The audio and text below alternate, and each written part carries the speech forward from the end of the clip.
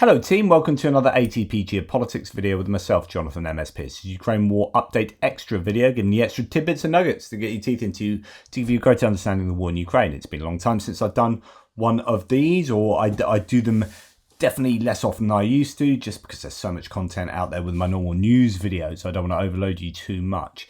We're going to start with a must-see video. There's a couple of must-see videos I'm going to show you, or not going to show you, I'm going to reference today. The first one is a Foreign Policy Association talk that Dr. Timothy Snyder, the historian of the region, gave recently, and it is a fantastic talk. You really need to go and watch the whole of this. Really very good. We're going to look at, or I'm just going to talk to you about some points that he made during the main part of his talk, which is that Ukraine has given the West 2 years, and we can kind of easily take for granted the things that Ukraine is doing and is giving us. Like, what have they achieved in this amazing 2 years of standing up to a nuclear superpower? And again, it's very easy to take this for granted, but we really shouldn't. The first thing that's happened, or really, no, the first thing that hasn't happened is that we've had 2 years where there hasn't been a genocide. So Russia has tried to inflict a genocide upon Ukraine, and it has stood up to that genocide. And although there are genocidal policies taking place with the deportation of children, with war crimes that are systematic throughout the occupied territories of Ukraine, the actual overall success of Ukraine is that they have stood up to an attempted mass genocide. And that is incredible.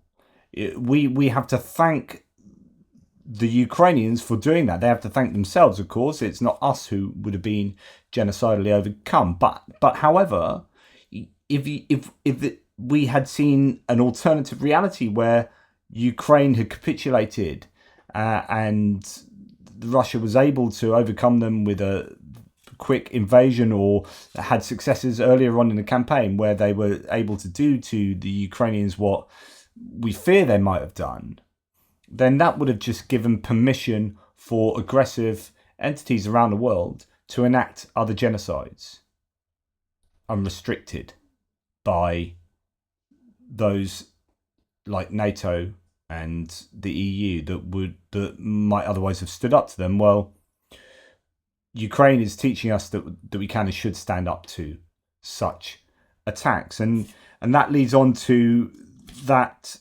the Russians could have inflicted a terrible strike on organised international legal order. We often hear the term rules-based world order. This is what Ukraine is standing up for, and we are taken for granted that they have stood up for that. If they hadn't, then again, what message does that send to people like China? Well, if Russia can go and invade here, then actually no one's standing up for that. No one's upholding the rules-based order. Then rules don't mean anything, and we can do what we like. So Ukraine have done that for us. We should be enabling them so much more than we are. Think how difficult it was, 7 months to get that aid package from the US through to Ukraine. So long for the EU to really realise what is at stake here. And in fact, as Timothy Snyder in the talk discusses, it's a relatively tiny amount of money that the US is giving. Like 60 billion sounds like a massive amount of money, but in terms of what they spent on Afghanistan over the time in Afghanistan, compared to the size of their defense budget, and as a percentage of GDP, as he said in the talk, the US as a per capita percent of GDP are behind Cyprus and Malta, or at least they were before. Well, this aid package hasn't gone through, so they're behind Cyprus and Malta as the small, tiny nations that are giving more as a percentage of their GDP through the EU to help Ukraine than the US have. So it's about perspective, and actually what has been achieved with the degradation of the Russian superpower, or the superpower, or the Russian nation that once was a superpower, is incredible. That return on investment is incredible. Now imagine if we'd all been much more serious about that and earlier, what could have been averted. He talks about, like, oh, we gave them 12 HIMARS and we gave them a bunch of Bradleys. 6,000 Bradleys sitting around, or however many it is. Like, not here's 12 HIMARS, here's 100 HIMARS, here's 1,000 Bradleys, here's 500 Abrams. And it still wouldn't have touched the side. As he kept mentioning that, there are the weapons that are going obsolete. They're going to have to pay to destroy. As I've mentioned many, many times before. What are you doing paying to destroy this stuff when you could just give it wholesale? But the problem is you have to attach a value to that, and then you go and say to the nation, oh, we're giving X billion dollars worth of kit, except is it really worth that? Are you that's already going to be replaced. That's already been bought and scheduled for replacement, factored into future budgets. Just give them that stuff. So anyway, they have stopped a terrible strike on the international, organised international legal order. The third thing that he talked about is standing up for the EU model, which is a case of post-imperial countries being allowed to interact with each other, engage with each other without war. That's kind of what the EU is. If you think about the Second World War, think about all these nations that had empires and going post-empire and then getting over it and interacting without having to continually go to war. Well, Russia is showing or attempting to show us that, hey, we still live in this not post-imperial stage, but imperial era where they can just aggressively take over other countries. And of course, what this also says is that, and it's really interesting, you use the word morale in terms of our morale. It's quite depressing when you look around the world. There's been democratic backsliding all around the world. It's something I've written about for the last few years, however many years. And as Snyder mentions, this includes the US. The US has democratically backslid in the last half a decade or so. Right, there have been chipping away at democratic institutions and processes that are somewhat problematic. But then you look at places like Hungary and all these other nations around the world where we complain all the time that things are going the wrong direction. And so many nations around the world, you could look at transparency indexes and freedom indexes and whatever. The world in so many places is moving backwards as autocracies are gaining purchase more often than not. And yet here we have Ukraine, who is fighting, moving up transparency index, moving up the freedom indexes. They are making moves to throw themselves towards a democratic ideal, a political economic ideal, and they're moving in that direction. They're continually moving in that direction each year, grinding away in a trajectory that we should be celebrating. And if we allow Ukraine to lose this battle against a nation that's going the other direction, to lose this war against a nation who seeks to perpetrate war crimes under a dictatorial, autocratic regime, then that will just, hit us where it hurts in terms of our morale and our ability to back the good guys and think that we're moving in the right direction, even though you look everywhere else and we're moving in the wrong direction. And here we are, we have a nation moving in the right direction, and if we sit back and allow that nation to be cut down by the scythe of Russia, then goodness me, what does that tell us? And how, what message is that sending out in terms of hope for the future? I think that's so important. One of the few nations going in the right direction, and yet you have politicians in America who proclaim to be espousing ideals of liberty and freedom, saying to Ukraine, we shouldn't give them money. We should allow Russia to scythe them down. Just absolutely egregious, in my opinion. And so he goes on to say, what else is Ukraine doing that we're taking for granted? Well, they're fulfilling the NATO criteria. They are acting as if they are a NATO member state, even though they are not a member state. They're absorbing and deflecting an attack by Russia as an armed force, which is exactly what NATO was created for. They are doing the job of NATO without being NATO. We should be absolutely throwing everything at them to help and assist that we possibly can. Otherwise, what's the point of NATO at all? Let's just up sticks and go home. No, this is an important bastion against, I would say, a creeping autocracy, a creeping dictatorship in the Russian Federation. But I don't think it's creeping. It's not that nefarious. It's pretty obvious and open, and it's gone for a large-scale invasion that is as obvious as you can possibly imagine. So thank you very much for Ukraine for doing that for us. There's also, that's only one country is fighting against Russia, and it ain't NATO. So the other thing is China. What's China done for 2 years? It's not attacked anyone. What Ukraine is doing, this is a really important point to note, Ukraine is acting as a deterrent to China. China hasn't invaded Taiwan. It's looking at Ukraine. Ukraine is acting as a much more effective deterrent than the US ever could against China. You get a lot of these politicians saying that, US is our main enemy, not Russia. Okay, how would you deter China otherwise? That wouldn't be seen as massively escalatory. So if the US decided to try and deter China against doing something in Taiwan, the US would have to come up very directly against China, either in some kind of big trade war or some kind of flexing, right? What Ukraine is doing is something that means that the US does not have to overtly come up against come up against China and flex. Ukraine is the deterrence against China. It's like a proxy deterrence.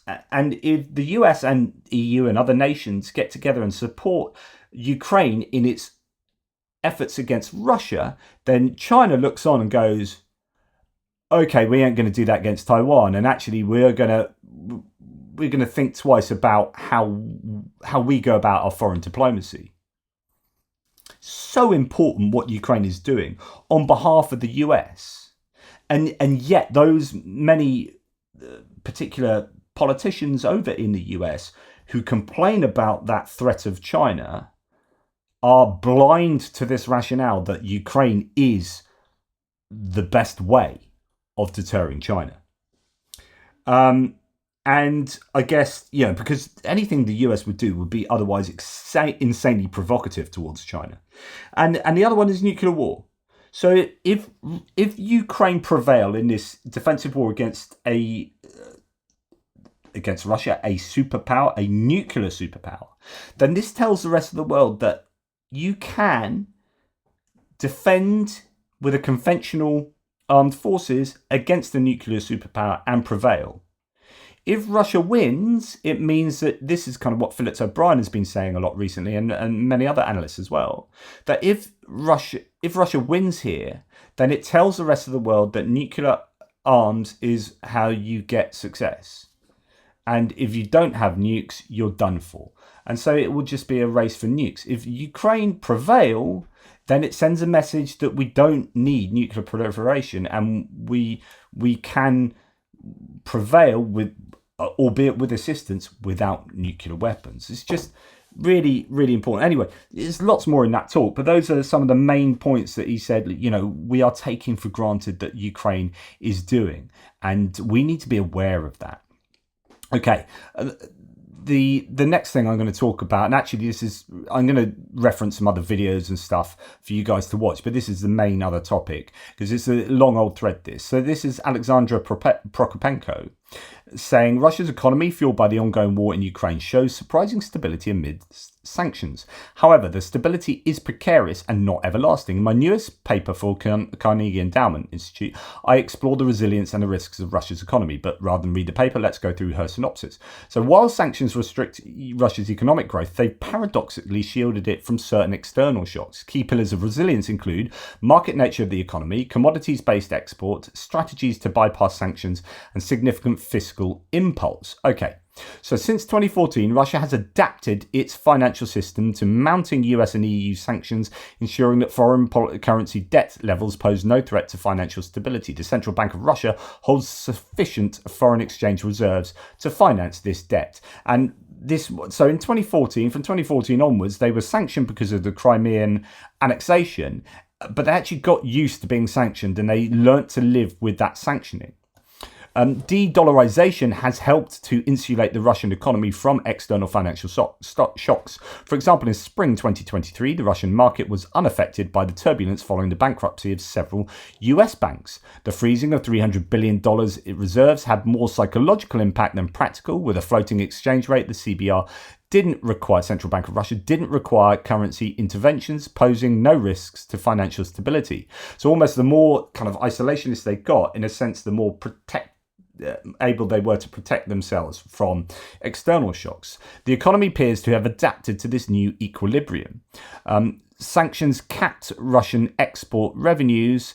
They are near limits. Despite external demand, the economy struggles to meet it due to operating near capacity. Recognizing this, Putin's team revised O&G taxation formula. Now the Kremlin goes after individual and corporate incomes. As the war in Ukraine continues, state spending in Russia has surged. The fiscal impulse from 2022 to 2023 surpassed 10% of GDP. In other words, they're getting onto a war footing and spending stuff themselves on their own national industries, and it is not particularly sustainable, but in the short term, it allows them to remain afloat as they're, you look at GDP, their GDP is going up, the gross domestic product, or what they produce on a yearly basis, as a kind of sense of how well off they are or how productive they are. Of course, they're looking like one of the best nations going forward in terms of GDP because they're building lots of stuff. Yeah, but all the stuff they're building are tanks and IFVs to send onto the front line to get blown up. And so there's a kind of hollowness to that sense of a GDP that's flourishing. According to Wally Adeyemo, Deputy Treasury Secretary, sanctions were designed not to take Russian oil off international markets. So this is going to the oil cap. The oil price remains a primary channel for external shocks for Russia's economy, providing financial comfort. A $10 per barrel drop in oil price would leave Russia's state budget 1.6 trillion rubles short. Reserves would only be at risk if the average annual oil price fell below $60 per barrel for a while. Despite this, the financial ministry has signalled fiscal belt tightening in 2025, potentially resulting in a harsh economic downturn. Reverting to the old budget rule means downward expenditure adjustments. While this move may help control inflation, it's likely to hurt economic growth. So translated, that means, with oil price cap and hurting here and there, they're going to tighten their belts. So the problem is, and this is what happened with austerity measures in the UK, for example. So the Conservatives got in 2010, said, right, there's been a global economic crisis, but they blamed it on the previous Labour government, even though every country is going through this.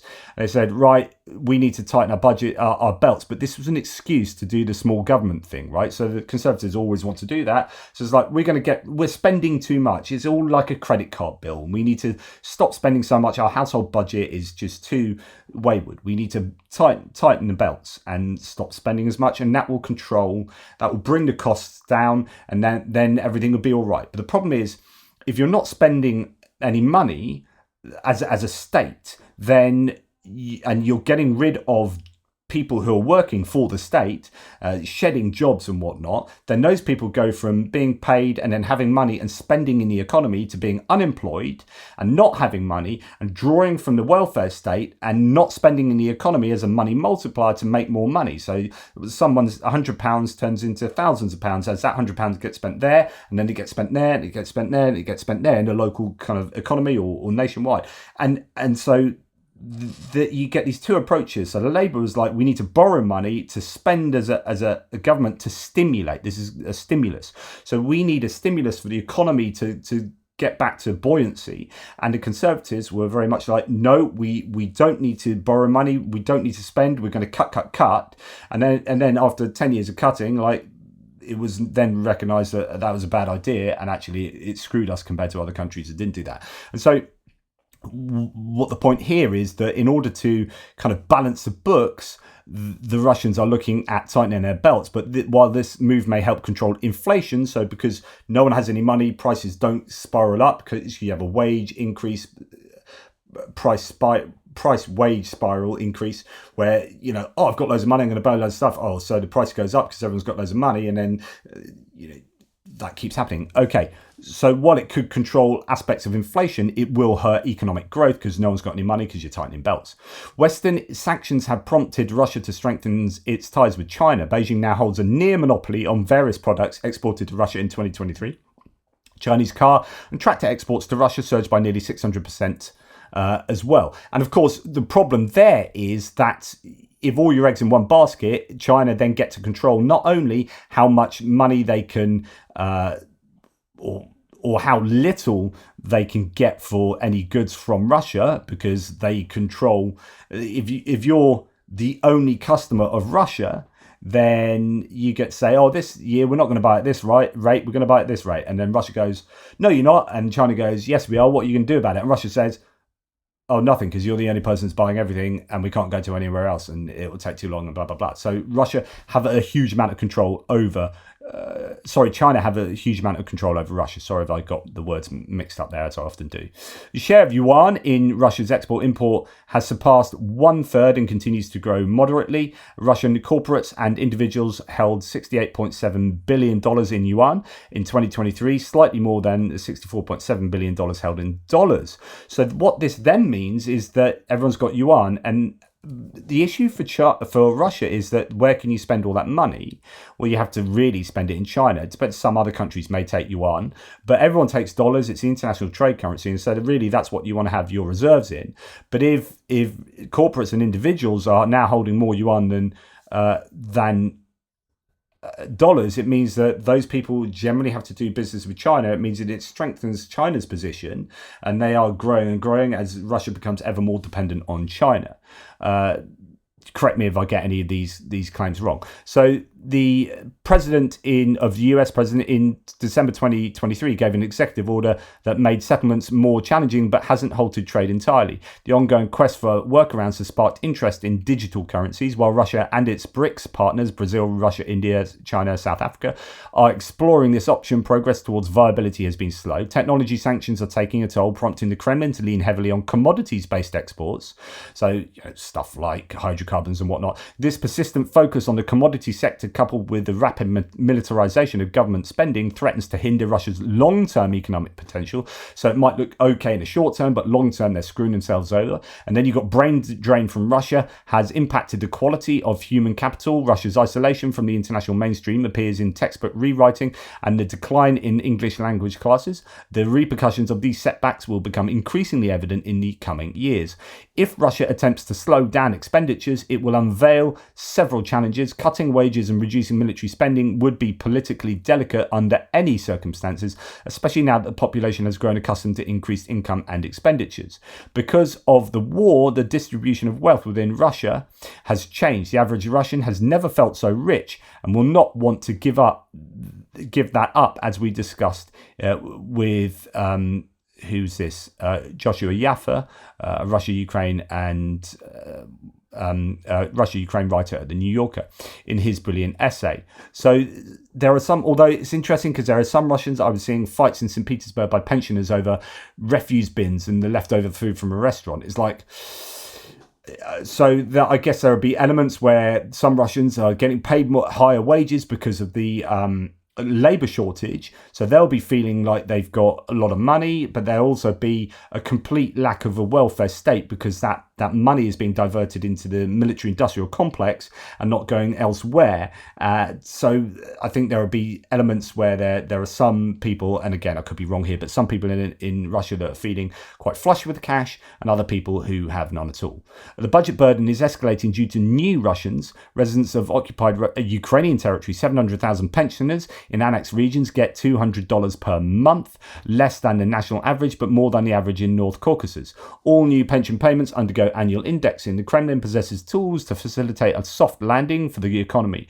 With a 16% interest rate and a near 4% inflation target, there's ample space for rate cuts to stimulate consumer demand, but major problem with the labour market continue to bite. After the war, Russia will need to replenish weapons stocks, which will boost employment. However, over time, inflation may erode high salaries and options for personal investment will diminish. Large mortgage subsidy programs may be cut and access to investment tools limited. Finally, the Russian economy is subordinated to political imperatives, providing few incentives for sustainable development. Short-term fixes and declining living standards will pose challenges for the Kremlin. Despite the design of G7 sanctions, Russia is on its way, but far from the crisis. For nuances, so in other words, it's not crippled yet. I mean, there are many people, some analysts like Joe Bloggs will say, Russia's in loads of trouble. You look at the inflation rate, and you look at the underlying issues here, and you look at they have gone through their reserves like Billio. But there are other ways that they can try and manipulate things so that all is not lost for the Russian economy. But it is not sustainable. I mean, it is no doubt covering over a litany of issues. So interesting. I think you can make a case that getting onto a war footing, economically speaking, can save you a lot of issues, especially if you're in war and everyone has a kind of understanding that that's the situation you're in and doesn't get too annoyed that they don't have X, Y, or Z. But I don't know how long the Russian public can be positive about Russia being on a war footing, economically speaking, and how that might affect welfare and how that might affect hospitals and education and pensions and all sorts of things. And then when you have floods taking place, that are not being sorted out because money is not flush in these particular sectors. I mean, it's fine if you're in the defence sector, but if you're in the dam building sector, you might not have been shown a whole load of cash recently, and then you get huge floods. So it's a confusing mess, isn't it?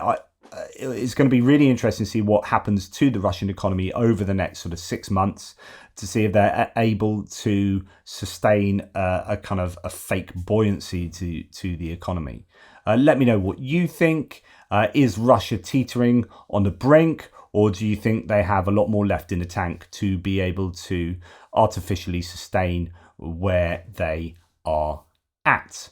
Right, just that's pretty much that for today. I just want to highlight a couple of things to look at. First of all, check out the chat I had with Talaria about Russia not being in the UN. Please check that out on my lives. It's a really good, I think, chat about how Russia is not even technically in the UN, and yet everyone seems to assume it is, and it's not. So what's happening with that? Why is that the case? Etc. etc. I've got a chat coming up on Wednesday afternoon with Jake Bro. Wednesday night UK time. Depends where you are in the world. So look out for that one. And also, please check out my live chat, well, not live anymore, with Sean Pinner, who was captured and tortured by the Russians in Mariupol. It's a fascinating insight, and I'm just still upset that it was such an amazing chat, and it's only got 4,500 views, and I just think he deserves a lot more than that.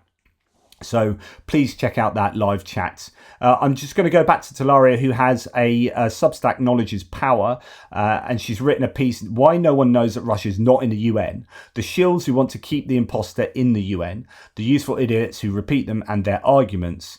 And it is a page in progress, so it's still lots to be discussed there. There's conversations she's had with others talking about how the UN just really isn't in the UN. There's some interesting infographic. This isn't to do with that topic particularly, although it is referenced in here. It's the idea that US and Europe can't afford to provide arms to Ukraine, couldn't stomp Russia out in a minute, and need to escalate arms purchases. Really, this just gives you an idea, and this is going back a long time. So here are stats from 2011, and it's all pretty much the same numbers, give or take the odd billion here and there, but proportionally it's the same, which is in 2022, the US spends more on defense than the next 10 countries combined. So China, Russia, India, Saudi Arabia, UK, Germany, France, South Korea, Japan, and Ukraine, and that's 2022, Ukraine got into there for obvious reasons,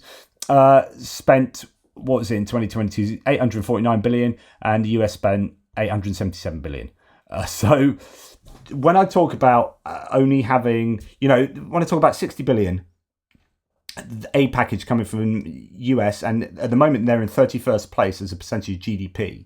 They've got a big population, 350 odd million people, and the biggest economy in the world with a huge GDP, which means they are the richest country in the world. Essentially, yes, there's lots of talk about debt and whatnot, although people quite often get the debt wrong. There's some double counting in that, etc., etc. Anyway, they have a phenomenally big defense budget.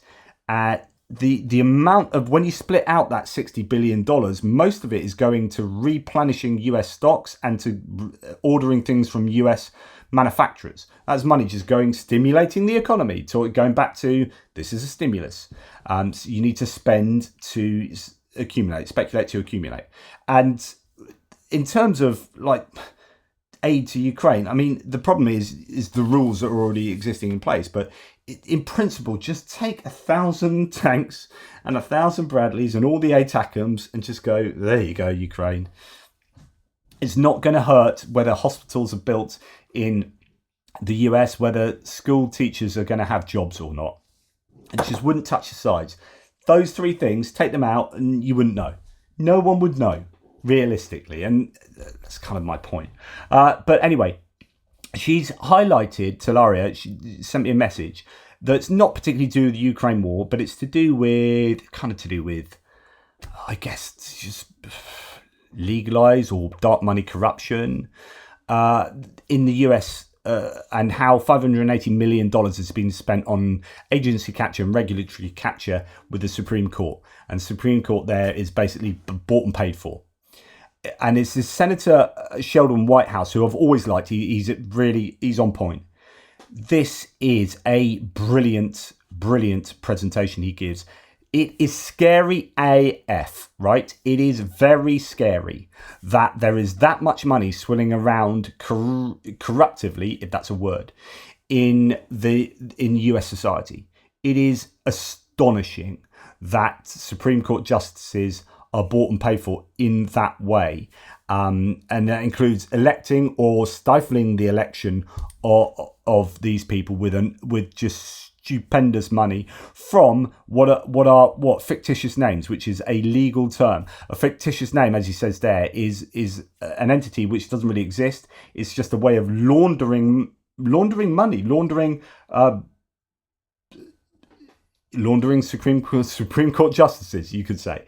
It's absolutely incredible that. So go and check that out. It's not to do with Ukraine per se, but we were sort of having a discussion recently about how big money in terms of Exxon Mobil and Chevron, who have pipelines going through Kazakhstan, might be the ones putting on the pressure on the Biden administration to ask Ukraine not to bomb refineries in Russia, because the Russians will be putting pressure on Exxon Mobil and Chevron, because they control the transport of those massive corporations' hydrocarbons through Kazakhstan and elsewhere. And you're mapping influence from Russia through American corporations through to the Biden administration, and possibly that's why they put the pressure on the Ukrainians. And when you can understand, like you can explain why this might happen. I'm not like, at all morally justifying it, but when Exxon Mobil and Chevron, I think has well over twice the GDP of Ukraine. In other words, if you're talking about, oh, should we annoy Ukraine or should we annoy Chevron? And like Chevron, which is a taxpayer in the US, is over twice as powerful and big as Russia, then as Ukraine in terms of an economic entity, then that's staggering. It's absolutely staggering. And some really interesting visual capitalists often has some great things. Again, Talaria pointed this out to me. This gives you there are 4 different cartographs here of, in this case, hydrocarbons. This is total oil production in the world, where you have the size of the country and then the size of the oil production. And just interesting, Saudi Arabia suddenly becomes massive. US starts off, as that size, and then it becomes much bigger. You have Russia, fairly big, but actually gets a tiny bit smaller in terms of oil production, this one. China, fairly sizable, but then you have this nation here, which is Iran, I think. That big blue one there, or it could be that purple one. They're fairly close. Canada's pretty big as well. So anyway, here's natural gas production, where you get Russia being pretty sizable and staying sizable, US being fairly sizable in terms of the size of the country geographically, but then biggest natural gas producer, and they are now providing Europe with most of the LNG, where previously Russia were there. Interesting, I think that's Kenya there with natural gas. And then you've got, I'm not sure who that is. It wouldn't be Sudan, would it? No. It might be Qatar, actually. No, Qatar's further above there. Anyway, no, it's not Qatar. Not even remotely Qatar. I can probably see there. Anyway. Then we come down to coal production, and China. Look at the coal producer that China is. It's huge. America again. We have India and Australia featuring big time. Interestingly, Indonesia as well, really big there. So fascinating. And what nation is that? A UK coal production in the UK? That can't be true. No, that must be another nation. I think that might be Germany, actually. I think that's Germany. And finally here we have just total fossil fuel production. You can check out the different nations there, but certainly Russia, US, I think that could be Kenya there, unless it's another nation, I don't know. Could be further down from Kenya because they kind of morph. It could be one of these. Anyway, I don't think it'd be Kenya for fossil fuels. Russia there, China, and Iran. So really interesting stuff, but it just... then you start getting into all these kind of ideas that these huge multinationals or huge corporations that make these tremendous amounts of money, they obviously can lobby insanely governments and politicians to make decisions that are counterproductive politically speaking. And that could be what's going on with the pressure being put on Ukraine not to attack oil refineries in Russia. As we follow the circuitous path that the money takes. Anyway, that's enough from me. You take care, everybody. Speak to you soon, and thanks so much for Talaria for the info there. And please check out the conversation we had together about the UN and Russia not being in it. Take care. Speak soon.